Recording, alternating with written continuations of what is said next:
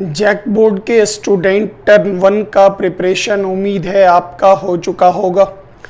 Term 1 में जो भी आपको प्रैक्टिस सेट दिया गया है जैक बोर्ड के लिए और जो क्वेश्चन बैंक हमने आपको दिया है, सिर्फ उसी दोनों पर कंसंट्रेट करके आप अपनी पूरी तैयारी करेंगे। और जैक बोर्ड के लिए जैसे ऑर्गेनिक में हमने आपको ऑर्गेनिक, इनऑर्गेनिक और फिजिकल का सारे टर्म का सॉल्यूशन दे दिया, जो आप उनके ऑब्जेक्टिव क्वेश्चंस को बार बार उसका सॉल्यूशन देखें। एक एक करके हम इससे संबंधित थोड़ा सॉल्यूशन भी आपको वीडियो के द्वारा दे रहे। फर्स्ट, अभी जो टॉपिक हम आपको दे रहे वो टॉपिक हो गया टर्म 1 का हेलो अल्केन। हेलो अल्केन में एक रिएक्शन आपसे ये पूछा गया, जो मिथाइल ब्रोमाइड पर सोडियम ड्राई ईथर डालते हैं, बताओ इस रिएक्शन का नाम क्या होगा। हमेशा सब लोग याद रखिएगा, जब भी सोडियम के साथ ड्राई ईथर डाला जाए तो याद कीजिए इस रिएक्शन का नाम होता वुर्ज रिएक्शन।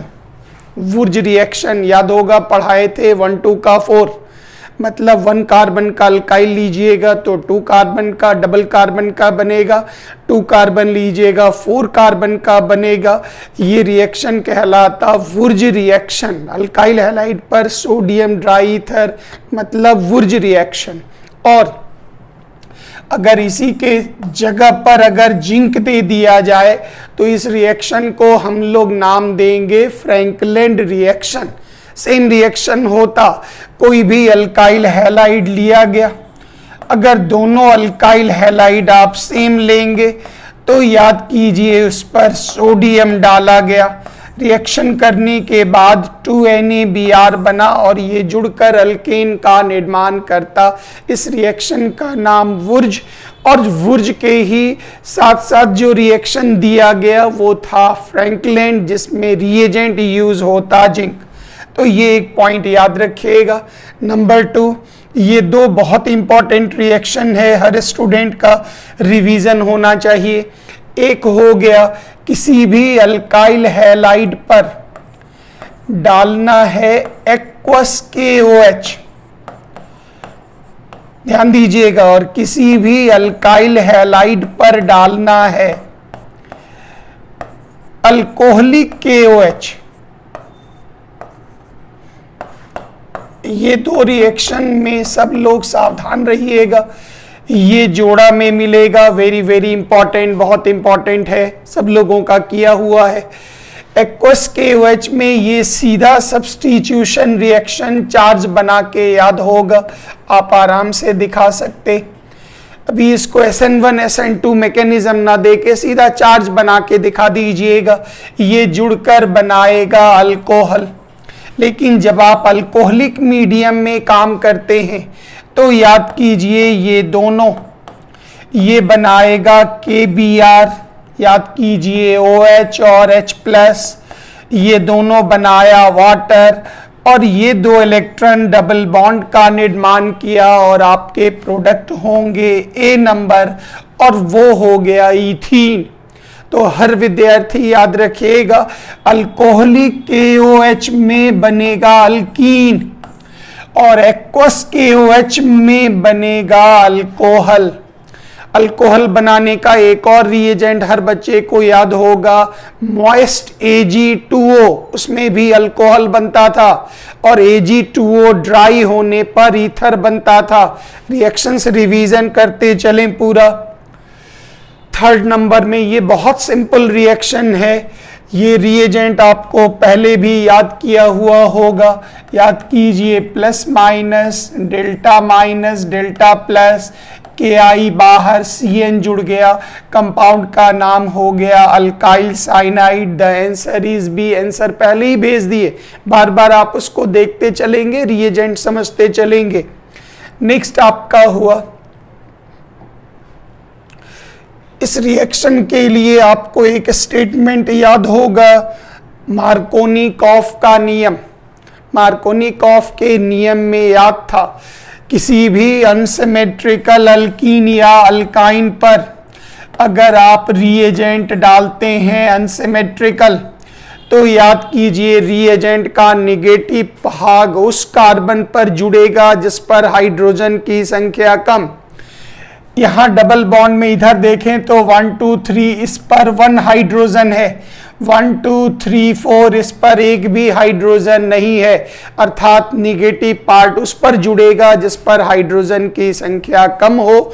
मार्कोनिकॉफ का नियम, मतलब ये जो नेगेटिव है वो जुड़ेगा इस कार्बन पर, पॉजिटिव यहाँ, पाई बॉन्ड टूटेगा और दिस इज योर प्रोडक्ट। ये आपके आंसर हुए, पहले भी आप कई बार इसको बना चुके। नेक्स्ट आइए, मार्कोनिकॉफ का नियम भी याद रखिएगा, रिएजेंट का निगेटिव पार्ट उस कार्बन पर जुड़ेगा जिस पर हाइड्रोजन की संख्या कम होगी। सिंपल अल्काइल वाला पार्ट हाइड्रोजन की संख्या कम होगी, ऐसे ही याद रखिएगा, इजी लगेगा। नेक्स्ट आइए, अभी तुरंत एक्वस KOH वाला हमने एग्जाम्पल दिया, KBr बाहर OH अंदर, प्रोडक्ट हो गया, आंसर हो गया B नंबर, प्रोडक्ट बनेगा अल्कोहल। तो ये एक बहुत सिंपल रिएजेंट है, ऑब्जेक्टिव के लिए बहुत इंपॉर्टेंट है, संभालिएगा। अभी तुरंत हमने सोडियम और ड्राई ईथर का जिक्र किया, आप यहाँ देख लें, कहा गया बताइए इथाइल ब्रोमाइड पर मिथाइल ब्रोमाइड भी डाले, हमने सोडियम डाला, साथ में ड्राई ईथर। ध्यान दीजिएगा, किसी भी रिएक्शन में रिएक्टेंट के मॉलिक्यूल की संख्या अनगिनत होती, काफी अधिक होती है, काफी अधिक संख्या में। ऐसी हालत में ये NaBr बाहर, NaBr बाहर, इसके ढेर सारे ग्रुप हो गए, इथाइल के ढेर सारे हिस्से हो गए, मिथाइल का भी ढेर सारा फ्री रेडिकल हो गया। मान लेते हैं इसकी संख्या लाखों करोड़ों में है, यहाँ भी अनगिनत है। अब इन दोनों के जुड़ने में 3 प्रकार की प्रोबेबिलिटी बनेगी। पहला, अगर मिथाइल का ही 2 रेडिकल, 2 ग्रुप आकर जुड़ जाए, तो याद कीजिए 2 मिथाइल अगर जुड़ जाए तो ये दोनों जुड़कर क्या बनाएगा, ईथेन। अगर 2 इथाइल जुड़ जाए तो ये दोनों जुड़कर बनाएगा ब्यूटेन। और अगर एक इथाइल और एक मिथाइल जुड़ जाए तो ये दोनों जुड़कर बनाएगा प्रोपेन। इसलिए आपके आंसर क्या होंगे, बी नंबर, इथेन, प्रोपेन और ब्यूटेन, तीनों का निर्माण उस बर्तन में एक साथ होगा। अगला एग्जाम्पल कहता है इस कंपाउंड का आप यूपिक नेम बताएं। डबल बॉन्ड की प्राथमिकता, ये 1 नंबर, ये 2 नंबर, ये 3 नंबर।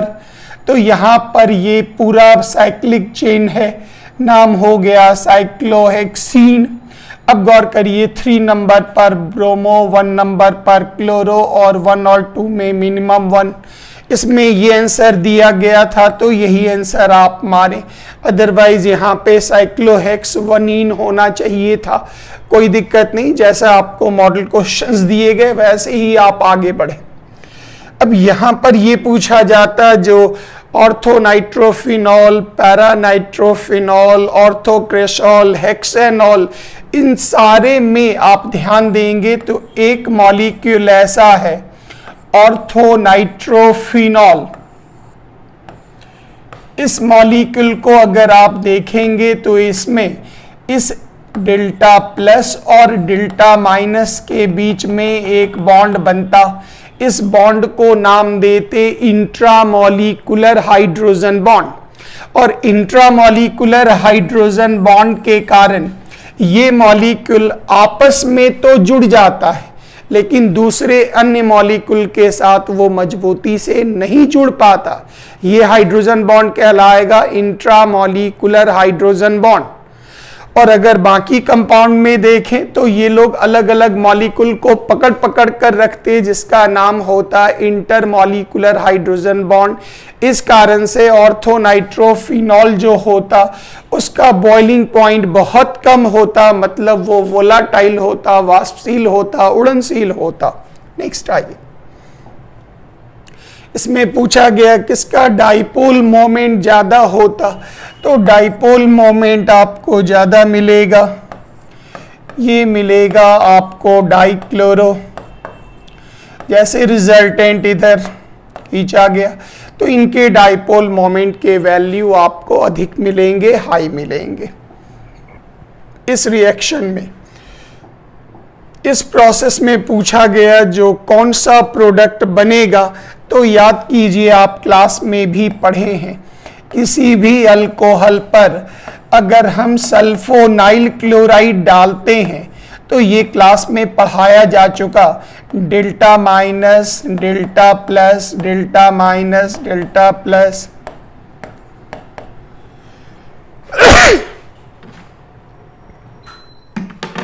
अब यहां पर आप देखें HCl बाहर, ये Cl माइनस कंबाइन किया, जुड़ा, प्रोडक्ट बन गया RCl, साथ में बना SO2 और साथ में बना HCl।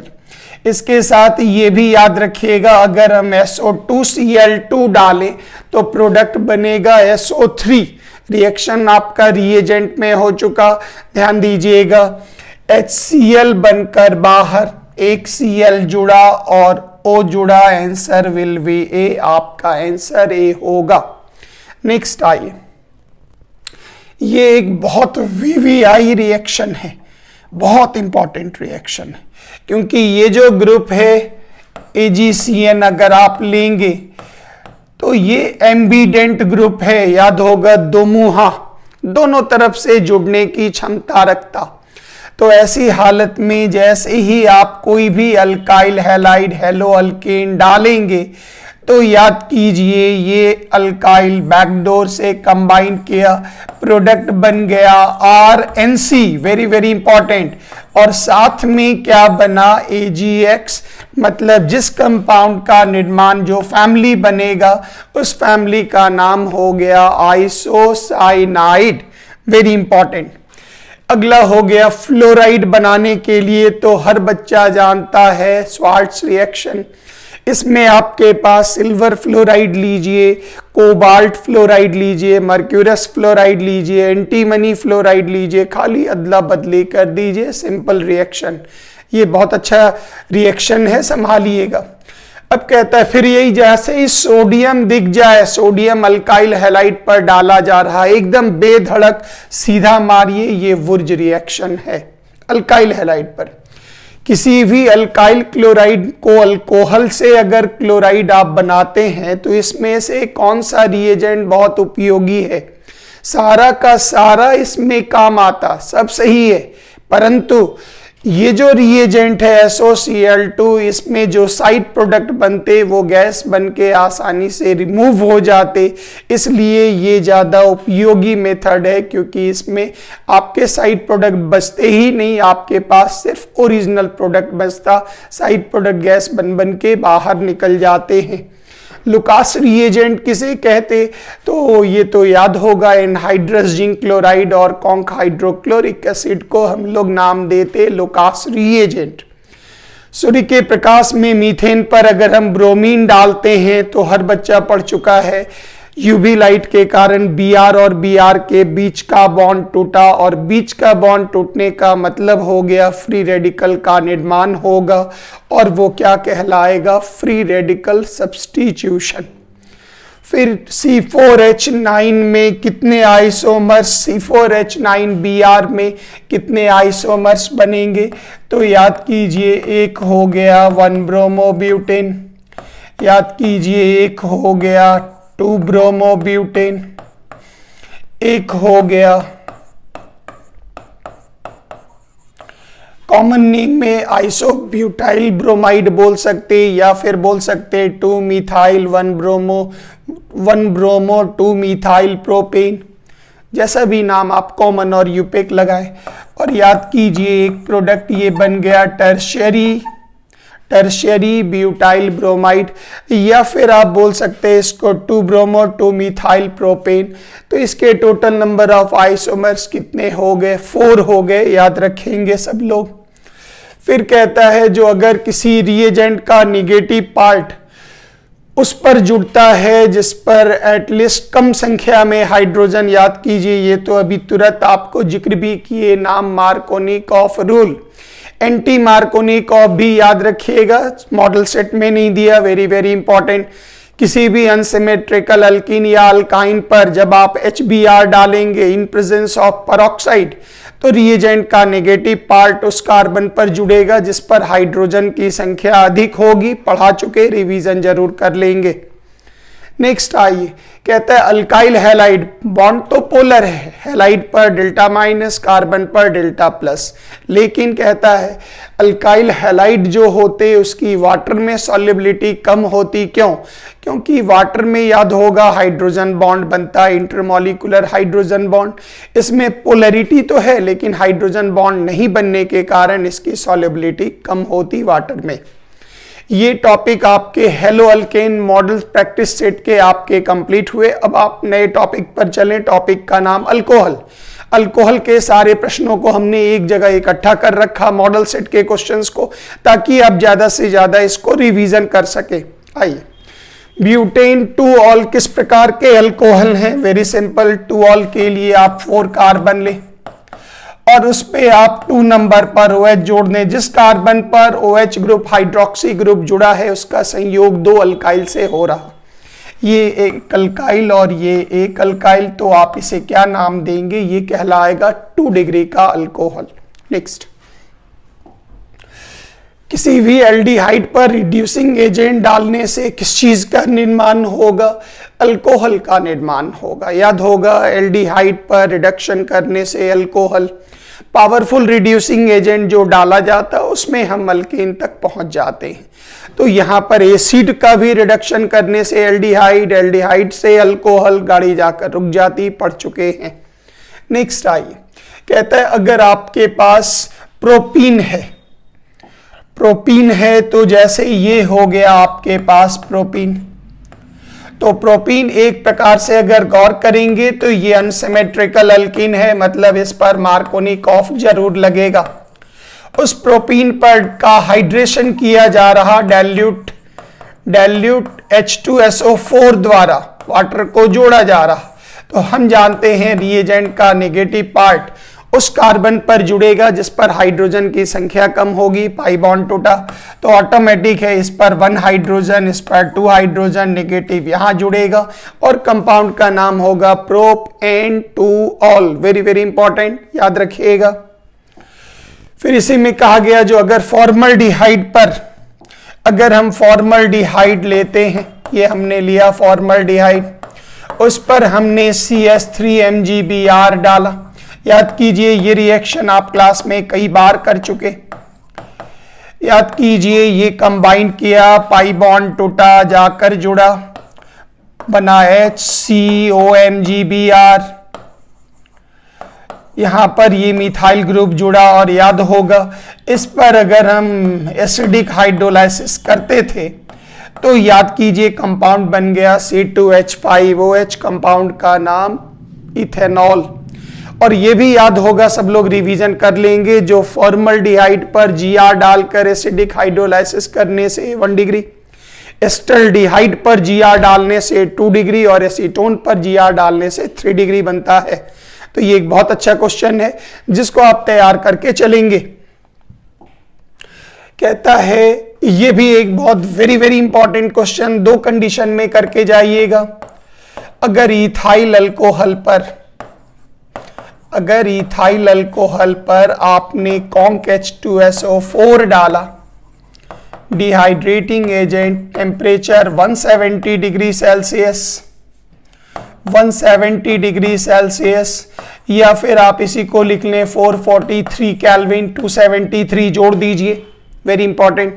याद होगा OH माइनस H प्लस से कंबाइन किया, बॉन्ड जुड़ गया और कंपाउंड का नाम हो गया अल्कीन।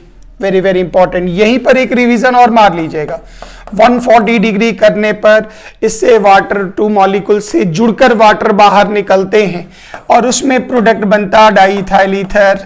पढ़ा चुके हैं, रिवीजन मारते चलेंगे कृपया, सारी रिएक्शन का रिवीजन मारते जाएंगे, क्योंकि इसमें alcohol, halide, ether, hello alkane और फिनॉल, ये ऑब्जेक्टिव पॉइंट ऑफ व्यू से सारे प्रश्न पूछे जाएंगे, इसलिए इसमें ज्यादा पैनिक नहीं होइएगा, बहुत सिंपल मिलेगा। इस कंपाउंड का यूपेक नेम मांग रहा, तो आप काउंटिंग शुरू करें 1 2 3 4 5 और 6 कार्बन हेक्स, 1 पर इन, 3 पर ऑल, तो नाम हो गया hex 1 in 3 all. The answer will be A. आराम से आप इधर से काउंटिंग ज्यादा होगा तो ऑटोमेटिक है, ये करेक्ट काउंटिंग हुआ, आप आराम से नाम कर पाएंगे। फिर इस पोजीशन पर वही क्वेश्चन था, खाली घुमा कर दिया गया, क्या बनना चाहेगा, पाई टूटा, नेगेटिव ज्यादा कम हाइड्रोजन वाले कार्बन पर, पॉजिटिव यहां नाम हो गया प्रोपेन टू ऑल। फिर दिया गया इस कंपाउंड का नाम बताएं, वेरी इंपॉर्टेंट, आप इसको ध्यान से देखिएगा क्योंकि यहां पर डबल बॉन्ड यहां है, लेकिन ये जो आपका सेकेंडरी सफिक्स है, सेकेंडरी सफिक्स है, तो थ्योरी वाइज ये कहा गया जो मिनिमम लोकेंट रूल को हम लोग ओवर रूल करके हम लोग सेकेंडरी सफिक्स की प्राथमिकता को देखते हैं, और यहां पर 1 2 3 4 OH का 4 नंबर पोजीशन था, यहां 1 2 3 नंबर पर था, तो सेकेंडरी सफिक्स को प्राथमिकता देनी है और मिनिमम लोकेंट रूल को ओवर रूल करना है, कैंसिल करना है। तो यहां पर इस कंपाउंड का नाम हो गया 1 2 3 4 5 नंबर पर इन आएगा और 1 2 3 नंबर पर ऑल आएगा। The answer will be A. Next आइए, इसमें कहा गया जो 1 डिग्री अल्कोहल को एल्डिहाइड बनाने में किसका उपयोग नहीं करना है, तो ये एक very strong powerful oxidizing agent है, ये डालिएगा तो लिए दिए सीधे एसिड पे चला जाएगा, वेरी पावरफुल। बाकी जितने भी रिएजेंट है वो रिएजेंट पीसीसी जोन्स वगैरह जितने भी हैं वो आपको कंबाइन मतलब एल्डिहाइड पर ही लाकर छोड़ेंगे, ये डालिएगा तो आप एसिड पर पहुंच जाइएगा। इस रिएक्शन में पूछा गया, आप आराम से चार्ज बना के यहीं पर खुद से डिसाइड कर ले, याद कीजिए इस जगह पर आप चार्ज दे दें, ये हो गया delta plus delta minus delta plus delta minus, ये प्लस वाला माइनस से जुड़ा और प्रोडक्ट का नाम हो गया इथेन। आप आराम से बना पाएंगे, वेरी सिंपल। नेक्स्ट आइए, कहता है लुकास रिएजेंट का उपयोग हम कहां करते हैं, very very important. 1 degree 2 degree 3 degree alcohol पर हम लुकास रिएजेंट डालते, याद होगा 3 डिग्री पर लुकास रिएजेंट का रिएक्शन बहुत फास्ट होता, 2 डिग्री पर स्लो होता और 1 डिग्री पर रूम टेम्परेचर पर बिल्कुल नहीं होता, थोड़ा हीट करना पड़ता। अल्कोहल आपके खत्म हो गए, अब आप प्रैक्टिस सेट में अगले टॉपिक पर चलेंगे और वो टॉपिक आपका है ईथर। आइए ईथर पर देखें मॉडल सेट में हमें कौन कौन सा रिएक्शन दिया गया। किसी भी ईथर पर HI और HBr का reaction very very important, Williamson, और ये दो रिएक्शन आपके बहुत बहुत इंपॉर्टेंट है। कहता है सिंपल सा, चूंकि दोनों के मैकेनिज्म अलग अलग होते हैं SN1 और SN2, तो यहाँ पे सीधा याद रखिएगा जो निगेटिव पार्ट उस अल्काइल से जुड़ेगा जिस पर कार्बन की संख्या कम होती है। ये नियम हमारा उल्टा हो जाएगा जब हमारे पास 3 डिग्री के अल्काइल मिलेंगे या बेंजाइल मिलेंगे, तो ये नियम हमारा उल्टा हो जाएगा। अदरवाइज जितने कंपाउंड मिलेंगे, फिर से एक बार ध्यान रखिएगा, किसी भी अनसिमेट्रिकल ईथर में, मतलब वह ईथर जिसके दोनों तरफ के अल्काइल अलग अलग हैं, तो निगेटिव भाग उस पर जुड़ेगा, एकदम मार्कोनिकॉफ जैसा याद रखिएगा, निगेटिव उस पर जुड़ेगा जिस अल्काइल में कार्बन की संख्या कम होगी, मतलब छोटा अल्काइल होगा। परंतु जहां पर टर्शियरी मिलेगा या बेंजाइल मिलेगा वहां पर ये नियम उलट देना है, नेगेटिव ज्यादा वाले हिस्से पर जुड़ेगा, क्योंकि वह उसके कार्बोकेटायन ज्यादा स्टेबल होते। मैकेनिज्म अभी नहीं करें, क्योंकि आप ध्यान से इसको ऑब्जेक्टिव के दृष्टिकोण से देखें तो यहां पर इसके प्रोडक्ट हो गए A, answer is A number correct. This is the very good example, बहुत सुंदर उदाहरण है। चूंकि गौर करिए ये 3 डिग्री बन गया, 1 डिग्री 2 डिग्री 3 डिग्री, अब इस बार नेगेटिव यहां जुड़ेगा और ये जो H है वो O पर जुड़ेगा, आपके आंसर होंगे डी नंबर। इसको संभालिएगा, ये क्वेश्चन बहुत इंपॉर्टेंट है। अभी तो पूरा टर्म 1 के दृष्टिकोण से आप पूरा रिवीजन उम्मीद है कर लिए होंगे। ईथर बनाने के लिए बेस्ट विधि सबको याद है विलियमसन, जिसमें सोडियम अल्कोक्साइड पर कोई भी अल्काइल हैलाइड डालिए तो याद होगा ईथर बनता है। RONA पर RBr कोई भी आप यूज कीजिए, ईथर का निर्माण होगा। इस कंपाउंड के लिए आपसे यूपेक नेम मांगा जा रहा, आप इसको थोड़ा सा फैला दीजिए। CH3 CH2 यहाँ O, CH यहाँ पर है और फिर यहाँ CH3 है, यहाँ CH3, छोटे वाले को इसके साथ जोड़ दीजिए तो नाम ये हो गया इथॉक्सी। सबसे लंबा कार्बन चेन 1 2 3 1 2 3, मिनिमम पोजीशन 2, और 3 कार्बन के लिए नाम हो गया प्रोपेन, तो ये हो गया 2 ethoxy propane. The answer is D. Next I, sodium के साथ कौन रिएक्ट करता, तो इसमें एक भी जितना भी आप हाइड्रोजन देखेंगे वो सब ऑक्सीजन ऑक्सीजन ऑक्सीजन, ज़्यादा निगेटिव के कारण हाइड्रोजन को स्थापित किया जा सकता। लेकिन ईथर के फैमिली में देखेंगे तो ईथर में हाइड्रोजन को सोडियम कभी भी रिप्लेस नहीं कर सकता, मतलब ये सोडियम के साथ कोई भी ईथर रिएक्शन नहीं करेगा।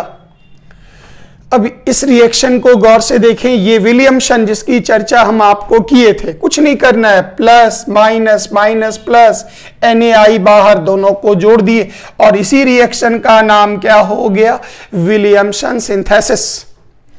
आपके ईथर के मॉडल सेट्स में जितने भी प्रश्न दिए गए थे वो आपके कंप्लीट हो गए। और अब न्यू फैमिली पर चलें जिसका नाम है हेलोएरीन, मतलब यूनिट नंबर 10 का ये टॉपिक हेलोएरीन टर्म 1 का जैक बोर्ड के लिए इंपॉर्टेंट है, ध्यान देंगे।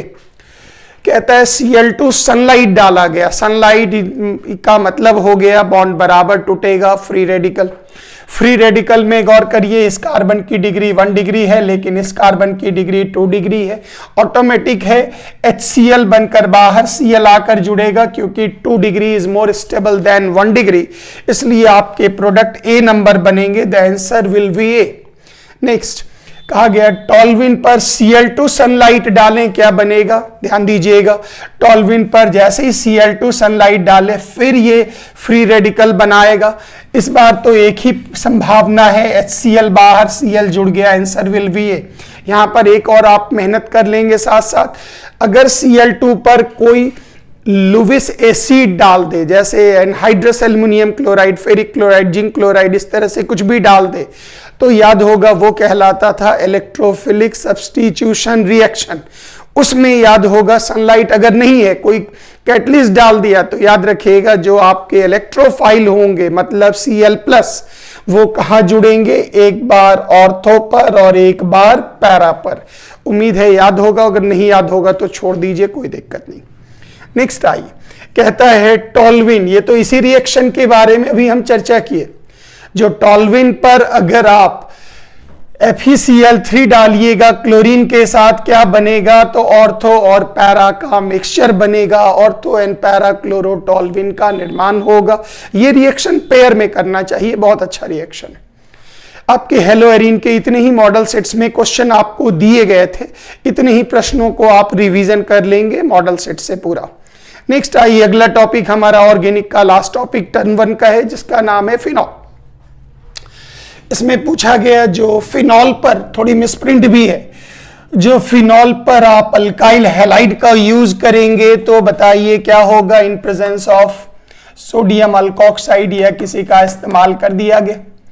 तो शुरू में तो ये होगा जो इसके साथ सोडियम फिनॉक्साइड का निर्माण हुआ और फिर ये जुड़कर प्रोडक्ट बना दिया C6H5OC2H5 प्रोडक्ट। याद रखिएगा ये जाके H हटा और ये जाकर जुड़ गया, इसका कंपाउंड बना, नाम हो गया इथऑक्सी बेंजीन, या एक नाम कॉमन नेम है फिनिटॉल। याद रहा तो ठीक, नहीं तो ऐसे ही ये नाम याद रखेंगे।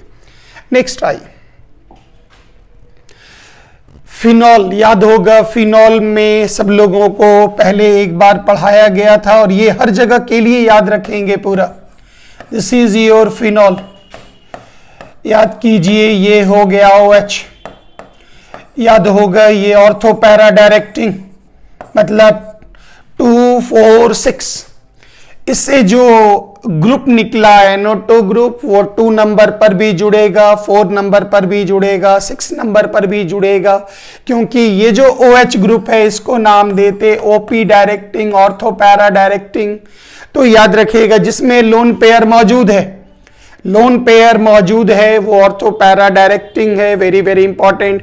और एक अपवाद इसमें जरूर याद रखिएगा, जो हैलाइड ग्रुप होते हैं उसमें लोन पेयर हैं, वो ऑर्थो पैरा डायरेक्टिंग है, लेकिन याद रखिएगा इसको डीएक्टिवेटिंग ग्रुप बोलते हैं। क्यों? क्योंकि ये अपनी हाई इलेक्ट्रोनिगेटिविटी के द्वारा बेंजीन के ऊपर से मौजूद इलेक्ट्रॉन की जो डेंसिटी होती उसको खींच लेता। तो हेलोएरीन का ये सवाल भी सब लोग याद रखेंगे। हैलाइड ग्रुप क्या है? डीएक्टिवेटिंग है। और क्या है? ऑर्थो पैरा डायरेक्टिंग है। डीएक्टिवेटिंग है और ऑर्थो पैरा डायरेक्टिंग है। और इधर जितने भी ग्रुप आपके पास मिले जिसमें लोन पेयर मौजूद है, वो सारा ग्रुप कहलाता है एक्टिवेटिंग ग्रुप, और उसको हम लोग क्या नाम देते? Ortho para directing. बार बार अपना वीडियो को रिवाइंड कर करके देखते जाइएगा कंटेंट को। फिनॉल पर जिंक डालने से क्या बनता? बच्चा बच्चा जानता है। फिनॉल पर जिंक डालने से बेंजीन का निर्माण होता, बेंजीन बनता है, कई बार क्लास में पढ़ा चुके। सैलिसाइल्डिहाइड रिमल्टीमैन रिएक्शन जो है उसमें सैलिसाइल्डिहाइड का निर्माण होता। फिनॉल पर हम लोग क्लोरोफॉर्म डालते, अल्कली मीडियम में सैलिसाइल्डिहाइड का निर्माण होता। उस वक्त याद रखिएगा कॉल्वे रिएक्शन और रिमल्टीमैन रिएक्शन, ये दोनों reaction very very important. Next आइए, कहता है फिनॉल पर हम ब्रोमीन वाटर डालेंगे, क्या होगा? याद होगा, भी तुरंत बताए, ortho para directing. BR group 2 पर जुड़ेगा, 4 पर जुड़ेगा, 6 पर जुड़ेगा, नाम हो गया 2,4,6 ट्राइब्रोमोफिनॉल, वेरी वेरी इंपॉर्टेंट। कहता है कौन सा सबसे ज्यादा एसिडिक होगा? तो 2,4,6 ट्राइनाइट्रोफिनॉल सबसे ज्यादा एसिडिक होगा। इसका दूसरा नाम होता picric acid, very very important. इसका दूसरा नाम पिक्रिक एसिड। 2,4,6 ट्राइनाइट्रोफिनॉल का नाम पिक्रिक एसिड। फिनॉल का एक और नाम याद रखिएगा, कार्बोलिक एसिड। फिनॉल का एक नाम और कार्बोलिक एसिड। ये पूरे आपके फिनॉल के टॉपिक आपके कंप्लीट हुए और टर्म 1 का पूरा ऑर्गेनिक आपका कंप्लीट हो गया। Thank you very much. जय हिंद।